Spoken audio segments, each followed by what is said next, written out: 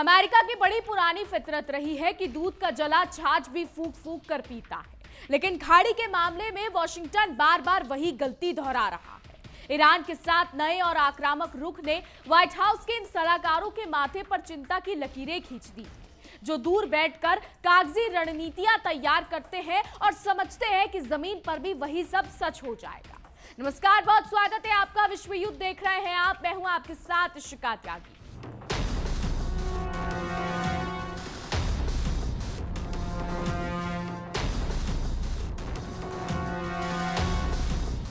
मध्य पूर्व के समंदर में बारूद की गंध एक बार फिर तीखी हो गई है और इस बार निशाना सीधे अमेरिका का घमंड बना है। जब जब वॉशिंगटन ने मिडिल ईस्ट में अपनी दादागिरी दिखाने की कोशिश की है, तब तब इतिहास ने उसे आईना दिखाया है। इस बार भी अमेरिका का वही पुराना नाटक भारी पड़ गया है, जहां खुद को दुनिया का चौधरी समझने वाले मुल्क की नाक के नीचे से तीन फाइटर पायलट गायब हो गए और चाचा सैम को कानों कान खबर तक नहीं हुई। बात कोई छोटी मोटी जो नहीं है, ये कोई छोटा मोटा मसला नहीं है, ये सीधी जो है तनातनी का वो नया अध्याय है जिसकी पटकथा बहुत पहले लिखी जा चुकी थी।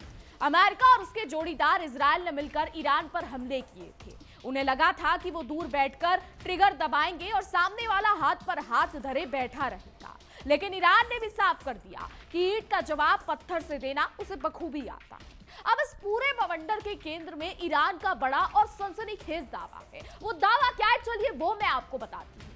ईरान ने साफ कह दिया है कि कतर ने उसके 3 लड़ाकू विमान पायलटों को पिछले करीब 6 महीने से अपनी कस्टडी में यानी बंदे बनाकर रखा हुआ है।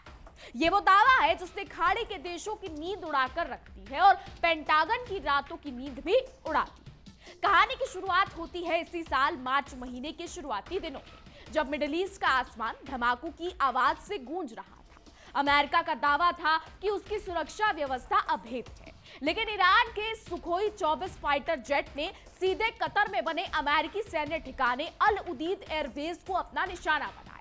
अमेरिका का अल उदीद बेस वो जगह है जहां बैठकर डोनाल्ड ट्रंप पूरे मिडिल ईस्ट पर अपनी पैनी नजर रखने का दावा करते हैं। लेकिन जब ईरान के लड़ाकू विमानों ने वहां तबाही मचाई तो अमेरिका का वो अभेद सुरक्षा का ढोल पूरी तरीके से फट गया। हमला करके वापस लौटते समय फारस की खाड़ी के ऊपर का नजारा बेहद खौफनाक था।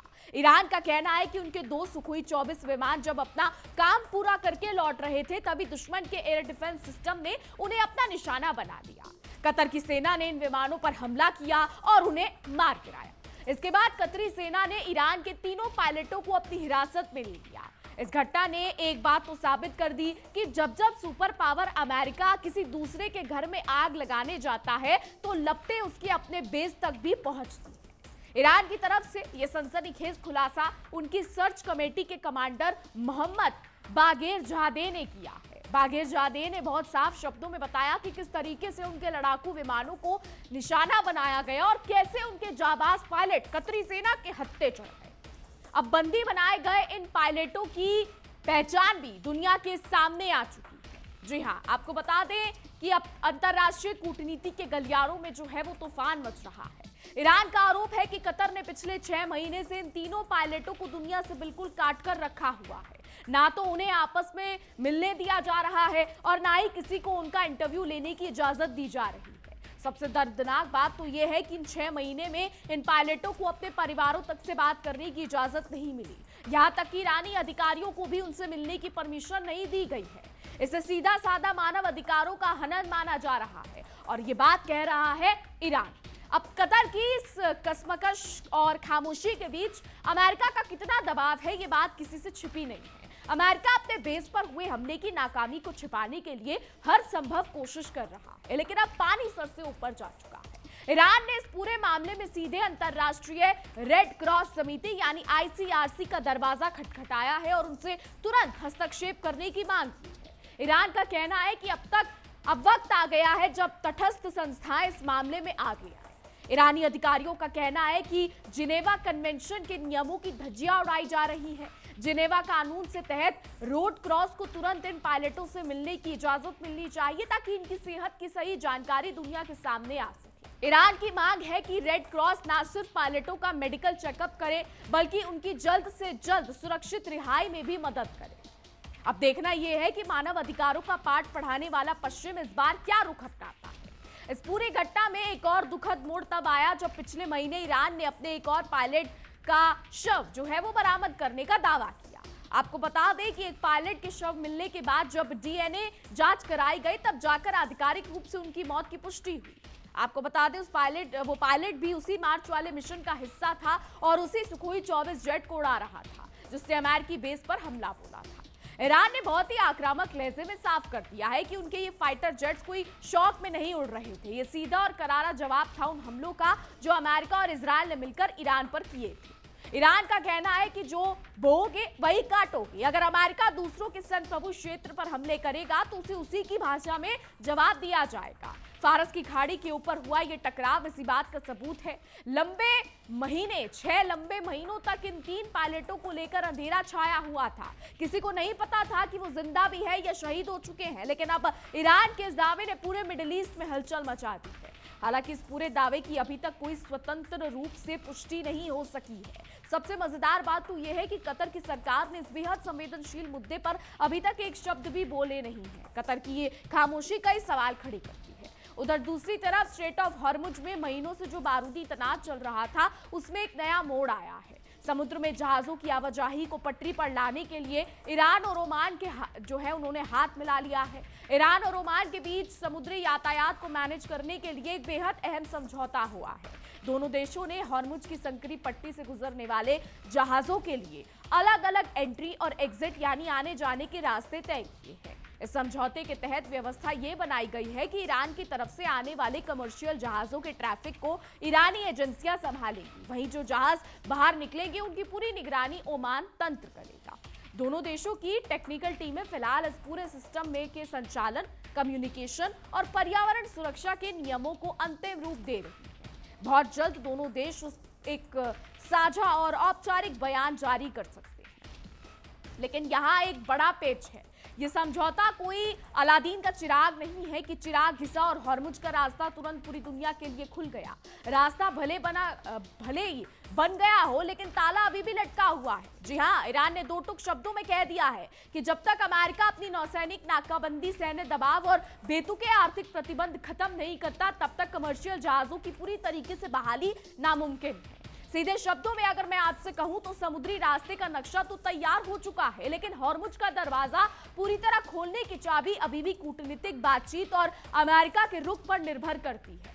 अमेरिका अगर अपनी अड़ियल नीति नहीं छोड़ता तो बात आगे नहीं बढ़ेगी। स्ट्रेट ऑफ हॉर्मुज की अहमियत का अंदाजा इसी बात से लगाया जा सकता है कि दुनिया भर की कुल पेट्रोलियम सप्लाई का लगभग 20% हिस्सा इसी एक संकरे रास्ते से होकर गुजरता है। इसके अलावा भारी मात्रा में एलएनजी गैस भी इसी रास्ते से दुनिया के बाजारों तक पहुंचती है।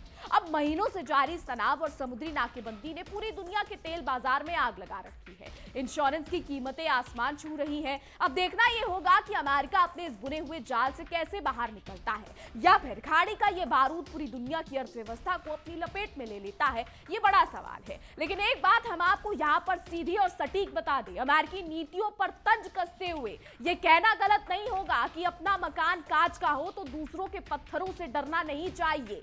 जी हाँ, वॉशिंगटन हर बार सोचता है कि वो अपनी आर्थिक और सैन्य ताकत की लाठी घुमाकर पूरी दुनिया को अपने इशारे पर नचा लेगा, लेकिन खाड़ी के इस नए चक्रव्यूह ने डोनाल्ड ट्रंप के सारे गणित बिगाड़ कर रख दिए हैं। अमेरिका ने बड़े जोर शोर से पूरे मिडिल ईस्ट में अपनी धाक जमाने के लिए अल उदीद जैसे विशाल मिलिट्री बेस बनाए थे, लेकिन ईरान के लड़ाकू विमानों ने उसी बेस की नाक में दम करके ये साबित कर दिया कि नाम बड़े और दर्शन छोटे वाली कहावत अमेरिका के इन हाई टेक सुरक्षा दावों पर कितनी सटीक बैठती है। अब स्थिति यह है कि अमेरिका अपने साथी कतर के पीछे छिपकर इस पूरे मामले को दबाने की कोशिश कर रहा है। 3 पायलटों को महीनों तक दुनिया की नजरों से दूर रखना और उन पर रहस्य का पर्दा डाले रखना, यही दिखाता है कि सुपर पावर अमेरिका अंदर से कितना बौखलाया हुआ है। ईरान का आरोप सिर्फ 3 पायलटों की कस्टडी तक सीमित नहीं है। यह सीधे तौर पर वॉशिंगटन की उस दोहरी नीति पर हमला है जहां वो दुनिया भर को मानव अधिकारों की झूठी घुट्टी पिलाता है, लेकिन जब बात अपनी मिलिट्री ऑपरेशंस की नाकामी की आती है तो जिनेवा कन्वेंशन को भी रद्दी का टुकड़ा बना देता है। कतर की मजबूरी भी जगजाहिर है। एक तरफ ईरान जैसा ताकतवर पड़ोसी है तो दूसरी तरफ अमेरिका की नौसैनिक नाकाबंदी और सैन्य दबाव। कतर इस समय सांप छछूंदर की गति जैसी स्थिति में फंसा हुआ है, जहां सच बोलने पर अमेरिकी नेता नाराज होते हैं और चुप रहने पर ईरान का गुस्सा बढ़ता जाता है। वहीं दूसरी तरफ रेड क्रॉस से की गई ईरान की अपील ने अंतर्राष्ट्रीय मंच पर अमेरिका और उसके सहयोगियों को कटघरे में खड़ा कर दिया है। अगर रेड क्रॉस को पायलटों से मिलने की इजाजत नहीं मिलती तो अमेरिका का मानव अधिकार रक्षक होने का ढोंग पूरी तरीके से बेनकाब हो जाएगा। वहीं स्ट्रेट ऑफ हॉर्मुज की बात करें तो अमेरिका सोच रहा था कि वो नाकाबंदी करके ईरान की गर्दन दबा देगा, लेकिन ईरान ने ओमान के साथ मिलकर ऐसा कूटनीतिक दांव खेला है कि चोर की दाढ़ी में तिनका वाली हालत अब अमेरिकी प्रतिबंधों की हो गई। समुद्री रास्ते के बंटवारे ने यह साफ कर दिया है कि खाड़ी के देश अब अमेरिका के इशारों पर अपनी अर्थव्यवस्था का कबाड़ा नहीं होने देंगे। ईरान और ओमान का यह कदम वॉशिंगटन के मुंह पर एक करारा थप्पड़ है, जो हर जगह अपनी नौसेना का डर दिखाकर मनमानी करना चाहता था। तेल के वैश्विक बाजार में जो उबाल आ रहा है उसका असली कसूरवार कोई और नहीं बल्कि अमेरिका का अड़ियल रवैया ही है।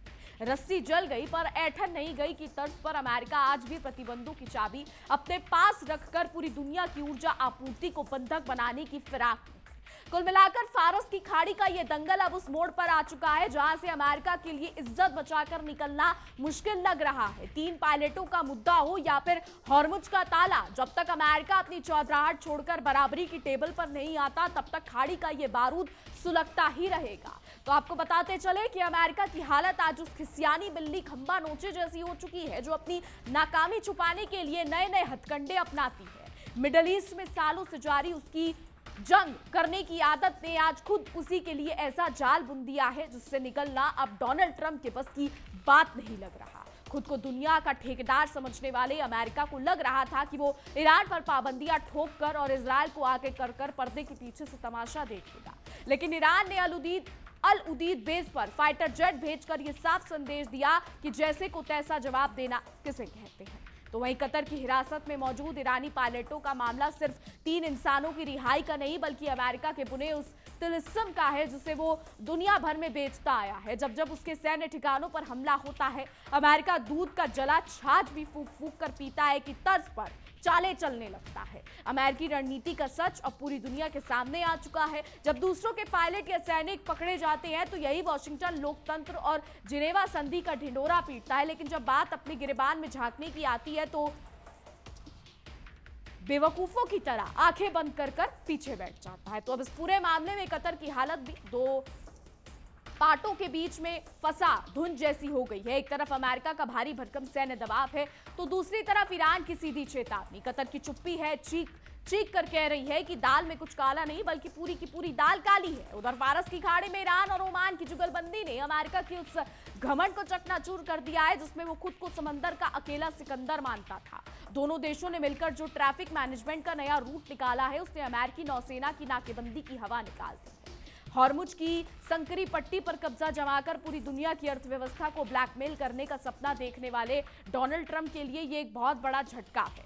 ईरान ने साफ कर दिया है कि सिर मुंडाते ही ओले पड़ने वाली स्थिति अब अमेरिका की अपनी आर्थिक नीतियों के साथ होने वाली है। तेल की बढ़ती कीमतों और इंश्योरेंस का भारी खर्च, ये सब उसी आ बैल मुझे मार वाली अमेरिकी कूटनीति का नतीजा है। दुनिया भर के बाजार आज जिस डर के साए में जी रहे हैं उसकी सीधी जिम्मेदारी वॉशिंगटन की जिद और उसकी घटिया सैन्य रणनीतियों पर जाती है।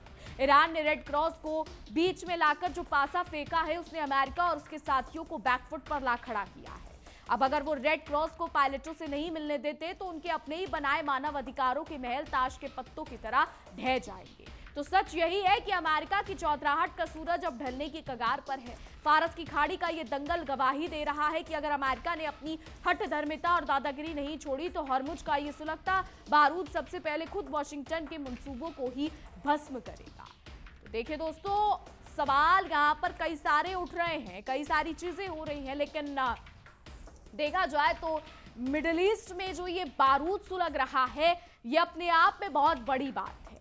आमतौर पर जंगें होती हैं, शांत हो जाती है, लेकिन रूस और यूक्रेन की तरह ये जंग भी शांत होने का नाम नहीं ले रही। हथियारों से तो जंग चल ही रही है, लेकिन इस जंग में जो शातिर खिलाड़ी है वो है डोनाल्ड ट्रंप, जो लगातार ट्रुथ सोशल पर आकर धमकियां पर धमकियां देते हैं। अब आपको बता दें, ईरान के खिलाफ ऑपरेशन चलाए गए और वेनेजुएला के नेता को घेरने का ड्रामा रचा गया डोनाल्ड ट्रंप की तरफ से। नतीजा क्या हुआ? जहाज में आग लग गई और उसे भगाकर मरम्मत के लिए वापस आना पड़ा। इसे कहते हैं अधजल गगरी छलकत जाए। लगातार गश्त लगाने की वजह से अमेरिकी सैनिकों की मानसिक और शारीरिक हालत भी खस्ता हो चुकी है। अमेरिका के पास कहने को तो 11 विमान वाहक पोत है, लेकिन काम के सिर्फ 2-3 ही बचे हैं। बाकी सब तो वर्कशॉप की शोभा बढ़ाते हैं। वहीं यूएसएस लिंकन के बारे में आपने खबरें सुनी होंगी। लगातार हमने आपको खबरें बताई थी यूएसएस लिंकन के बारे में कि यूएसएस लिंकन में जो सैनिक सवार है वो किस मानसिक प्रताड़ना से जूझ रहे हैं। हालात उस कदर वहां पर बेकाबू हो चुके हैं कि वहां के सैनिक अब समुद्र के गहरे पानी में, खारे पानी में कूदने को तैयार है। रिपोर्ट्स जो है ये आई थी कि सैनिक जो है उन्होंने आत्महत्या करने की कोशिश की, लेकिन डोनाल्ड ट्रंप या अमेरिकी एयरफोर्स, अमेरिकी आर्मी के जो बड़े बड़े चीफ हैं उन पर इस चीज का कोई फर्क नहीं पड़ा। रिपोर्ट्स दावा कर रही है कि यूएसएस अब्राहम लिंकन 250 दिनों से अमेरिका से दूर स्ट्रेट ऑफ हॉर्मुज में खाड़ी के पानी में चक्कर पर चक्कर लगा रहा है और उसमें मौजूद सैनिकों का मनोबल जो है वो टूट चुका है। आप खुद सोचिए कि 250 दिनों के लिए आपको एक जहाज पर सवार होकर भेज दिया जाए और अब उस जहाज पर ना तो खाने पीने का सामान है, ना नहाने के लिए पानी है, ना टॉयलेट यूज करने के लिए है, बेसिक नीड्स नहीं है, तो आप कैसे उस पर रह पाएंगे? लेकिन अमेरिकी राष्ट्रपति डोनाल्ड ट्रंप साहब को शायद ये समझ नहीं आ रहा है। डोनाल्ड ट्रंप क्या तो समझना नहीं चाहते हैं या फिर अपनी शेखी बगाड़ना चाहते हैं। जरा खुद सोचिए, एक ऐसा राष्ट्र अमेरिका जिसके नाम को लेकर दुनिया का हर बच्चा उसके नाम को जानता है, अमेरिका को हर कोई जानता है। अब उसकी नेवी इस तरीके से खारे पानी में मर रही है, उसके सैनिक इस तरीके से मर रहे हैं, तो जरा खुद सोचिए कि कैसा उनका ढांचा होगा। क्या अमेरिकी आर्मी का ढांचा इतना कमजोर है कि वो अपने युद्धपोत को वापस नहीं बुला सकते? और एक खबर और मैं आपको बता देती हूं जो अभी हाल ही में सामने आई है कि यूएसएस जॉर्ज वॉशिंगटन जो है वो हिंद महासागर से होते हुए पश्चिम एशिया में जो है वो जाने वाला है। अब क्या ये रिप्लेसमेंट है? क्योंकि अमेरिकी हुकूमत का तो यही कहना है कि ये सिर्फ एक नॉर्मल जो है चक्कर होगा, ये कोई रिप्लेसमेंट नहीं है। अगर ऐसा नहीं है तो फिर यूएसएस अब्राहम लिंकन पर जो सैनिक मर रहे हैं उनका क्या है? क्योंकि डोनाल्ड ट्रंप और डोनाल्ड ट्रंप का प्रशासन शायद ये सोचना ही नहीं चाहते कि उनके सैनिकों पर क्या गुजर रही है।